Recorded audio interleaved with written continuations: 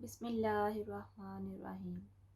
Women league UK کی طرف سے میں وجیہہ نصر اللہ حاضر ہوں آج کے موضوع کے ساتھ، جو کہ ہے حضور نبی کریم صلی اللہ علیہ وآلہ وسلم تمام انسانوں کے لیے آسانیاں پیدا فرمانے والے۔ میری طرف سے تمام حاضرین و سامعین کو السلام علیکم ورحمۃ اللہ وبرکاتہ۔ دنیا میں ہر طرف اندھیرا ہی اندھیرا تھا، ظلم و جبر کا دورہ تھا، انسانیت دم توڑ رہی تھی، عقلوں پر پتھر پڑے تھے، دل اجڑے اجڑے سے تھے۔ پھر رحمت خداوندی کو جوش آیا اور بی بی آمنہ کے گھر میں نور آیا،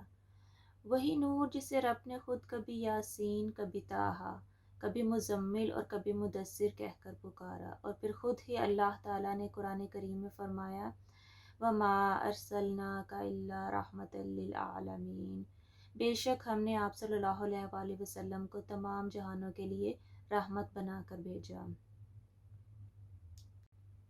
نبی کریم صلی اللہ علیہ وآلہ وسلم نہ صرف رحمت بن کر آئے بلکہ جو دین ہمارے لیے لے کر آئے وہ تمام لوگوں کے لیے آسانیاں پیدا کرنے والا ہے، خواہ وہ دینی معاملات ہوں یا دنیاوی۔ 50 سے 5 نمازیں لانے والے وہ نبی، امت کو ساری ساری رات کی عبادت اور مسلسل روزے رکھنے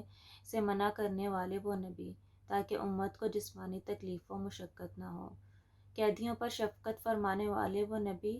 اور غلاموں کا ہاتھ بٹانے والے وہ نبی۔ آپ صلی اللہ علیہ وآلہ وسلم کی شان اقدس کے بارے میں اگر لکھنے بیٹھیں تو قلم خشک ہو جائیں اور ساری دنیا کی روشنائی ختم ہو جائے، مگر آپ صلی اللہ علیہ وآلہ وسلم کی ذات اقدس کا ایک باب بھی مکمل نہ ہو سکے گا۔ میں اس رحمت للعالمین کی شان کیا بیان کروں کہ مقام محمود جس کے انتظار میں ہے، شفاعت کبریٰ جس کے انتظار میں ہے۔ وہ طائف کے میدان میں بھی پتھر کھا کر دعا دینے والا، وہ احد کے پہاڑوں میں دندان مبارک شہید کروا کر بھی مسکرانے والا، وہ فتح مکہ پہ عام معافی کا اعلان کرنے والا، وہ غریبوں کا والی، وہ یتیموں کا مولا، وہ بدر الدجا، وہ شمس الضحیٰ، وہ بگڑی بات بنانے والا، وہ بلال حبشی کی جگہ چکی چلانے والا،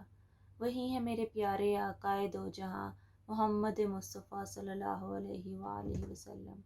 آئیے وعدہ کرتے ہیں کہ اس رحمت للعالمین کے اسوہ کو اپنا اسوہ بنا کر دنیا و آخرت میں کامیابی و کامرانی بن پائیں، آمین انشاءاللہ تعالی۔ السلام علیکم ورحمۃ اللہ وبرکاتہ۔